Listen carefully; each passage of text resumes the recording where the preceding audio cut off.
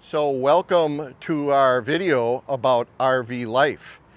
And it's not about RV Life Pro, which we highly recommend, and you will actually end up getting, I'm sure, if you end up joining the RV Life. But I wore this shirt so that you're always reminded that you have a lot of decisions to make if you're going to get into this life. And one of the first ones you're going to have to make is, are you going to buy a used rig like we did, or are you going to go over to a dealership and buy a brand new one?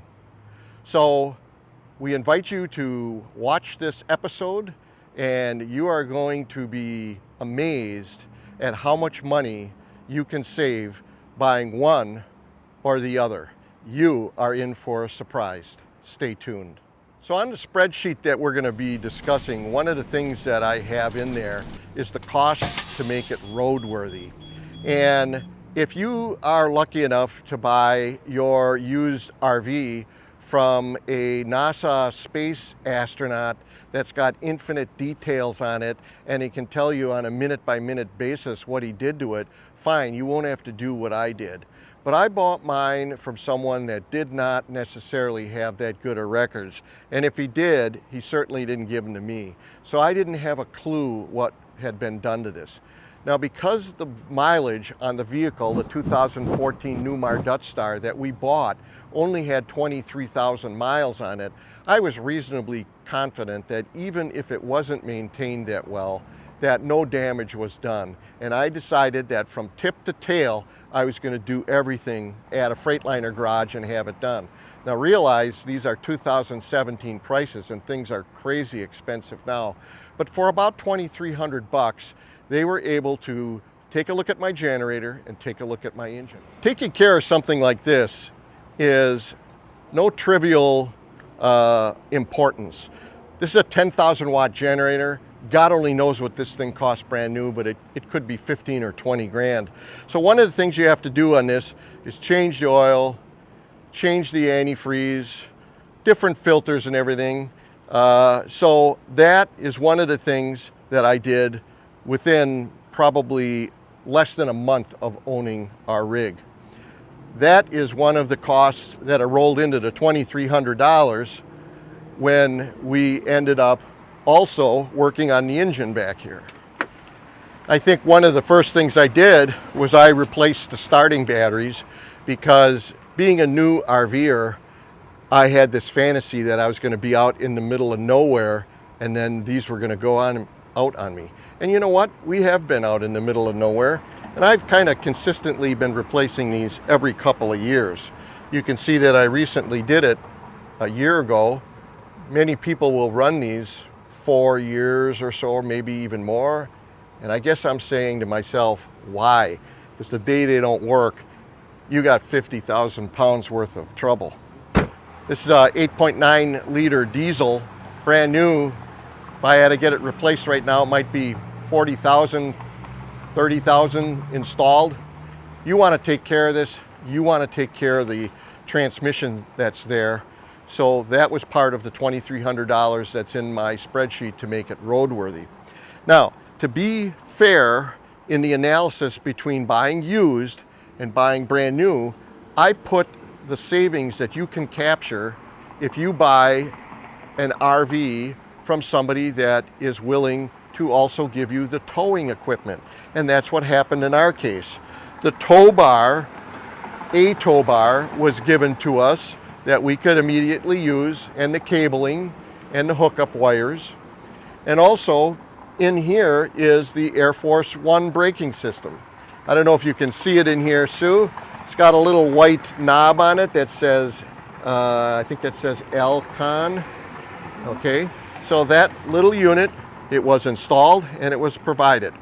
In the charts, I've captured about $2,000 for the installation and that equipment for the braking system, and $1,000 credit I've given for the tow bar. So conventional knowledge says that you should have your RV inspected by a certified inspector before you buy it.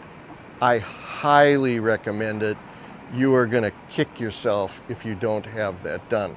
Now, why didn't I take my own advice? Well, first of all, remember when I bought the rig, I didn't have a YouTube channel, and I was a newbie just like you might be, and I didn't know the ramifications. And you know, the Chan man is an ex-mechanical engineer, so I can kind of figure that stuff out. Of course, I was too lazy to go on the roof actually and really look at it, and I was banking on the fact that it was a Newmar, it was only 3 years old, it only had 23,000 miles on it, so I blew past that and I did not have an inspector look at it. Now, that's not the real reason why. The real reason why, I was in a market that was a seller's market at the time. Sue and I were timing our being done working, retiring. We had sold our house. We were living in my mom's house. My mom had passed away. We had sold that. So the timing was working out that we better get a rig or we're going to be staying in a hotel. So the people that I were contacting on the ones that I was interested in, they were selling like hotcakes. Within days, they had accepted offers. And typically the person would say, hey, my rig is new enough. I'm not going to fool around with the timing on the inspectors. If you want it, you can have it. If you don't want it, that's fine too. And so we had to do that. I literally bought this rig with a text message while I was at work. Sorry, Jay, but that's the truth. Jay's my boss. All right, and he still is my boss. All right, so here's what I paid dearly for by not having an inspection. Here's 8 AGM batteries. And when I looked at the rig to buy it, and I looked in here, I noticed that they had new batteries. Not these, they were green ones. They were Interstate. And I said, oh, you got new batteries? And the guy said, oh, yeah, you new batteries, you know. And I'm buying a rig that's 3 years old, so I'm thinking, well, okay, maybe the batteries last 2 years, I don't know. Well, in reality, I think right behind this door is the solar controller for the solar system up there. And he had AGM batteries in that required you to bird dog the water level. Bottom line, he ruined the first set, and then in keeping with his technique, he ruined the second set too. And I didn't know that till I bought it, and I parked in this very parking lot that we're in right now. So when I put these batteries in, I was fortunate enough to park next to 2 guys that were driving a Prevost, George and Corey. They kind of took me under their wing. We talked about RVs nonstop for a couple of months, and he told me that if I'm going to put AGM in and I want the best, I put Lifeline in. And that's what I've got in now. I have had 0 problems since I put them in. But guess what, folks? Conventional wisdom on these is that they're only good from about 5 to 7 years, and then you should really dump them. Well, we're at the 6-year mark right now. So my $3,500, I'm at the 6-year mark. I'm thinking about getting rid of these now. So pro tip, even though we're not talking about pro tips right now, we're talking about whether or not you should buy new or used. Pro tip is if you put batteries in and you have any reasonable expectation that you're going to keep your rig, I say do it right the first time. Put lithium batteries in, capitalize on the fact that they're going to be a lot lighter. This is my most highly loaded tire right now. This is the tire that I lose sleep about when I'm driving down the road. You take all these batteries out and you put half as many lithiums in that weigh half as much, you're going to have a lot better setup. So the last item to talk about when you buy a used rig is tires. Now, tires, when you go on IRV2.com, which is the depository of conventional, correct information on RVs, will tell you, regardless of how your tires look, regardless of the mileage, at about the 6-year mark, you need to get rid of them. These tires were 4 years old already when I bought the rig. That's pretty close to the 6-year point where you have to dump them when I give you this qualifier. If I was the one that owned those tires, I could tell you with clear conscience that for those 4 years, they always had the right pressure and they were always maintained, and I never drove on them when they didn't have the right pressure. And I would always be looking at them and inspecting them.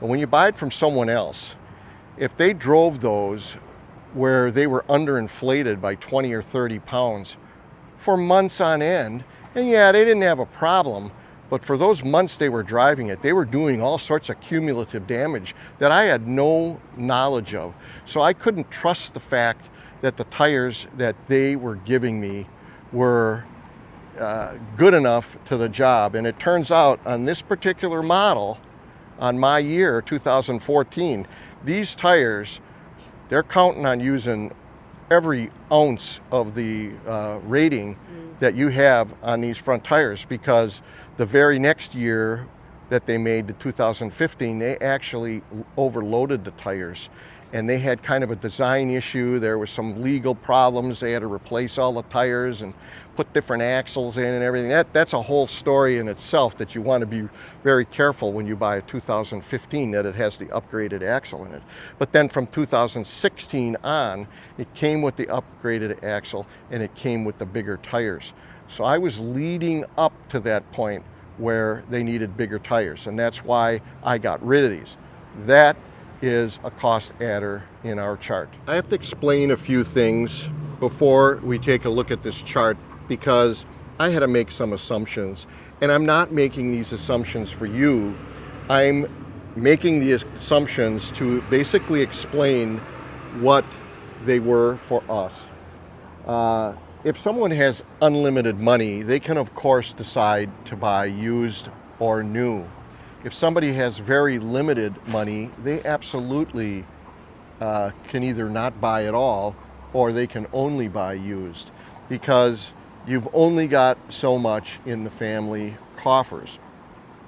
I will mention that the older you buy of a rig, the ability to get a loan for that rig somewhat starts to sunset. So there's kind of a sweet spot where the banks still aren't that nervous about you buying a rig, and then there's model years where all bets are off. No, your rig is too old, and then that turns those people into cash buyers, whether they like it or not. Now that's a double-edged sword, because it not only puts the buyer at a disadvantage where they can only buy what they can afford cash-wise, it also puts people like me in that our buyers are only cash buyers. Now, we had to come up with a way that would logically say, how much money are you going to finance on your new one? We did not finance anything on our rig. So I decided when I was putting this chart together that I would pretend that I knew up front, and trust me, I didn't, but that I would know up front on how much money I was going to have to really pay for my used rig. And I used that as the amount of money someone would have to put down on a new one, and they would just have to borrow the difference. It turned out that at about $93,000 is what we would have had to borrow if we would have in fact bought a model year 2018 back in June of 2017, when we in fact bought the one that we did buy. The next line in the chart will show you that we paid $230,000 from a private dealer, and I've included that in the used analysis. You really do need to have an inspection report, which would have been about $1,000 back then. They're substantially more expensive now. They've gotten better at them. They're more standardized. They actually test more things. You could easily spend $1,500 for something like that now. When I did the calculations for the MSRP of the fictitious 2018 that we would have bought, I had some pretty good data back just by doing some simple research on the internet, and I was able to find the Newmar pricing sheets, and that's what you will find on the MSRP sheets that is pasted on the rigs when you're going to a dealership looking at them. And in the beginning, remember, when we bought this rig, we were newbies. We didn't know any better. And I'm here to tell you, if I would have known back then that when I'm looking at the MSRP, that on a really good day, when the planets are all in alignment, when you're dealing with the right dealer, when the model is the right model, when everything is in alignment, that you could literally get 30% off that MSRP value. I might have heard that when I was a newbie, but I didn't believe it. But I believe it now because I've read enough and talked to enough people that when everything is going your way, you can get about 30% off the MSRP. That's not to say that that's every single one, but when you're really doing it right, you're hitting a home run on that. Typically, I put in the $9,500 for an exclusionary extended warranty because I find it hard to believe that I wouldn't have bought that. Having spent that much money and knowing that I'm on the hook for it and knowing that I just spent every penny I had, earmarked for this, I probably would have done that, even though I was a newbie and I didn't know that was a good thing to do. Now that I'm not a newbie, I can tell you that you need to beat on your dealer and get the best price you can on your rig, and then you need to continue to beat on them and get the best price you can on an exclusionary, high quality extended warranty and get it and be done with it. Lots of people will tell you, put that 10 or 12,000 in the bank and self-fund your repairs. This 6-year veteran on full timing, good luck with that. So the next line is the Florida sales tax that we had to pay. Well, all of a sudden we had to come up with $15,000. It's not like I forgot about it, but all of a sudden when you got to send somebody $15,000 that's a couple thousand miles away from you, when you're sitting here after you just bought your RV, it gets to you. And you'll notice that I put down that the tax was financed in the new RV column. And that's because once you find out what your new one costs, after you add the tax, extended warranty in, and all that kind of stuff, the value starts to get higher and higher and higher what you're going to finance. I did not charge the used RV buyer for a tow bar or the Air Force One braking system on the RV proper, but I did finance the costs of those because the dealer will be more than happy to put that on loan amount for the new RV if we had chosen to do that, because we basically ran out of money at the value of our used RV in our mind and the different things that we were going to have to buy. And if we would have seriously looked at buying a new one, I would have had to take the MSRP price times 70%, add the tax, that was another $20,368, an extended warranty for $9,500, the towing equipment that I'd have to buy. So my loan at that point would be about $346,224. We did not buy an extended warranty for our used rig, and quite honestly, we probably couldn't. At the time, it had 23,000 miles when we bought it. It was 3 years old. Maybe I could have found somebody, but it probably wouldn't have been an exclusionary, and it might have been kind of a scam warranty. You want a real warranty, and the best way to do that is to buy it before your rig is 1 year old, or buy it right at the dealer. That's probably the best time when you're in the biggest driver's seat to negotiate a deal. The Florida state tax that I paid up front, the $14,950, that was rolled into the financing amount that I used here. I put a row in there for the new RV column that, let's face it, when you're driving an older rig versus a brand new one, there's going to be a difference in the insurance costs to insure that. And on the really expensive rigs, it could be substantial. What I did was I kind of prorated per $1,000 worth of value what my insurance cost me, and I just prorated it up to the new insurance price. Tow bar we talked about, that rolled into the financing on the new one, the braking system, the interest paid So this is where you think that you're really going to get caught. Like, oh, okay, once you pay the interest on your RV, that's where it's really going to give you savings on your used RV.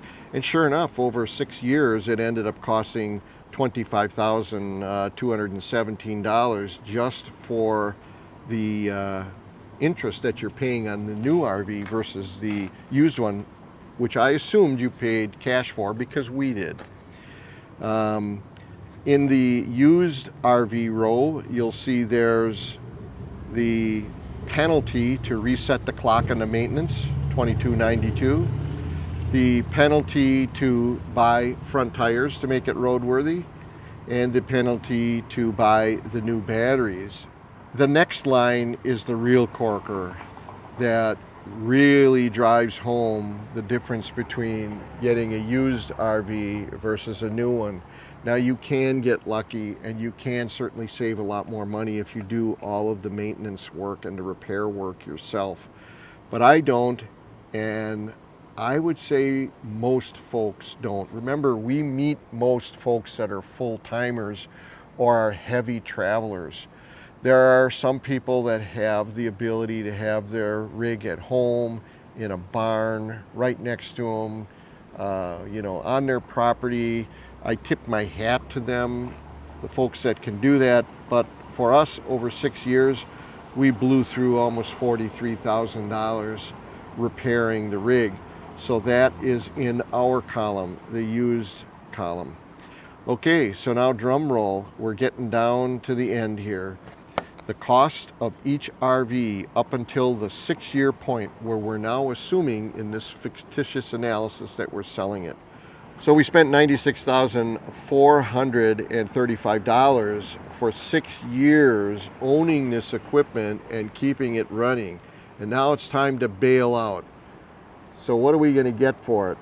Well, what I did was I used the average NADA value number, and to authenticate this number, and I'll put this up on screen, I not only looked at the NADA numbers, but I went on RV Trader and I looked at some of the more normally priced used ones. So for my rig, the used one, I used $197,432. which means that my loss after 6 years that I've always been warning people to be prepared for is $98,483. Now, we're not complaining. The loss is kind of a strong word to use. We got to use this wonderful magic carpet, and like I've done in the past, and I scroll our channel videos in the background so I don't look like a spoiled sport. I'm telling you that without this rig behind me and everything that it entails, we would not have been able to do that. We're simply reporting in here. So the next line is, how much more has our 6-year full-time adventure cost us in the used rig when compared to the new? The new rig ended up being cheaper by $8,486 total over the 6 years. Let's look at the new rig rate. So the new rig, the cost for each RV, or the cost for the new rig after 6 years, would have been $383, $399.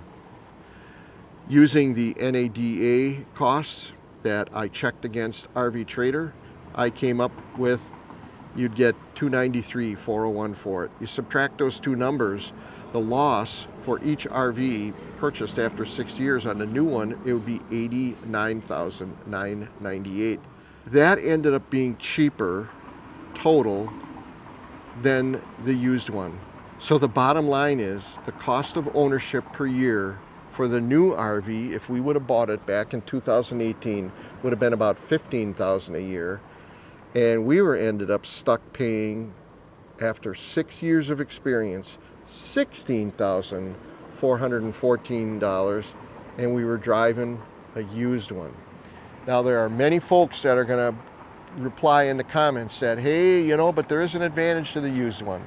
And the big advantage is that the new owner will go through all of the trouble and will have to go back to the dealer many times to get all these trivial things fixed under warranty. And he'll be back and forth and back. And that is a correct statement to say. But I'm here to tell you that, especially when you're a full-timer, and especially if you pick a dealer like we have, National Indoor RV, where they're in all sorts of different spots of the country, we've already adopted the attitude that a lot of our travels and RVing is in between events, in between rallies, in between places we want to see, and in between repairs that we need.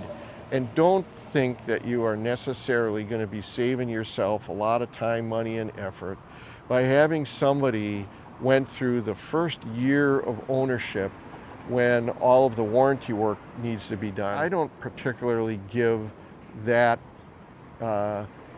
gold star in the used RV column much credence.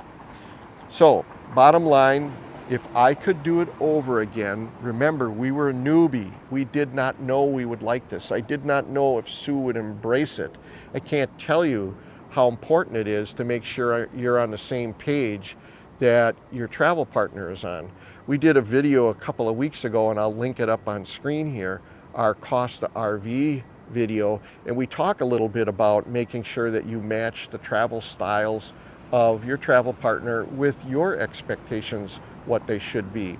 And let's face it, if I had bought a new one and Sue and I had discovered that this life wasn't for us and we didn't pick the right rig, we'd be selling it. And then that's when you really take the bath, when you're in and out of an RV, whether it's a new one or a used one. Now, we've got the crystal ball here, we've got the genie, I'm rubbing it here, and I can tell you that now when I can look back at what we did and see what we have, and if I could snap my fingers and go back in time and make a decision change, it would be, I would have bought a new rig, I would have bought an extended warranty, I most certainly would have stayed with Newmar, I probably would have went what I know now with National Indoor to have their nationwide coverage and the fact that they actually know how to treat their RVers. But other than that, we wouldn't have changed anything else. That's a lot to change. We still would do this lifestyle. It has been wonderful for us. We can't imagine having missed out on everything that we've done up to this point, and certainly don't want to miss out on all the other things that we've got planned. We've got plenty coming up. We're going to be in the campground that we're in right now for another month or so, visiting family and doing different things, but we're going to be packing up shortly. We're going to be on the road. We're going to get some stainless steel trim along the bottom of this thing to get ready for our adventure in next May when we're going in Alaska. Don't ask me why I'm going. I'm really, really nervous about that. But Pat and Paul are pushing us to go, and Tim and Ann, and we love traveling with those guys. So we're going to let them do all the work planning the trip, and they can take us along. So until we see you in a campground someday like this, or we see you on the road, if the best we can do is see you on one of the Sundays when we post a new episode of Our Journey in Miles, we'll take it. We'll see you then.